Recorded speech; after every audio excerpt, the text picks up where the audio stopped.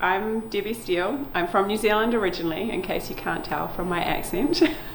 And I work in the Cetacean Conservation and Genomics Lab, which is part of the Marine Mammal Institute. I am the Senior Faculty Research Assistant here. I'm pretty much the lab manager, so I have day-to-day control over what happens in this lab. Our research is primarily focused on whales and dolphins, population genetics, abundance, species delineation type stuff.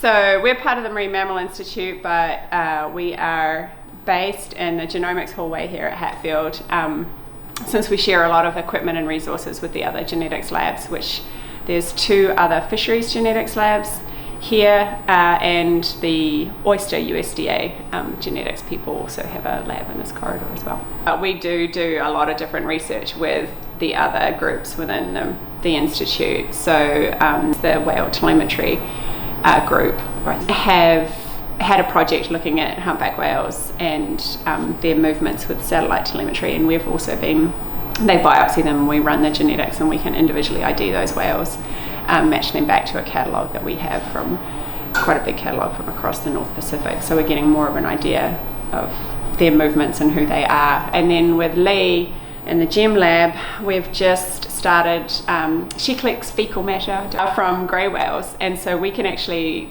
extract DNA from that fecal matter, and so we've genotyped and sex ID'd the whales that, some of them anyway, that she's collected that from. And we're just about to start a project looking at what they're eating based on what's in their poop. This is our main lab where we do all of our main modern DNA work, and then we have another couple of labs in the NOAA building in NAL where we do eDNA, environmental DNA, and ancient DNA. So stuff from bones and baleen and things that have been sitting around for a long time. So we can extract DNA from those and have a look at past genetic diversity, like pre-whaling genetic diversity and stuff like that. That's one of the projects that we've had with the bone.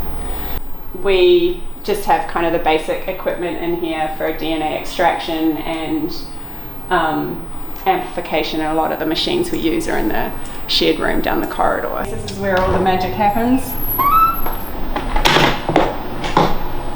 And so we have a whole bank of PCR machines which do all of our DNA amplification, and then we have a sequencing machine, or a fragment analyzer I guess, which we can do basic DNA sequencing here and look at genotypes, microsatellites for individual ID, and a bunch of other things like that.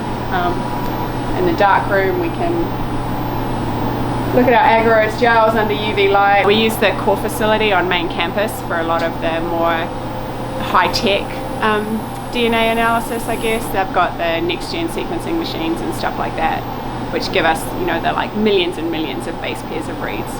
This one will just give up to about 600 or 700 in a go, so it's the baby.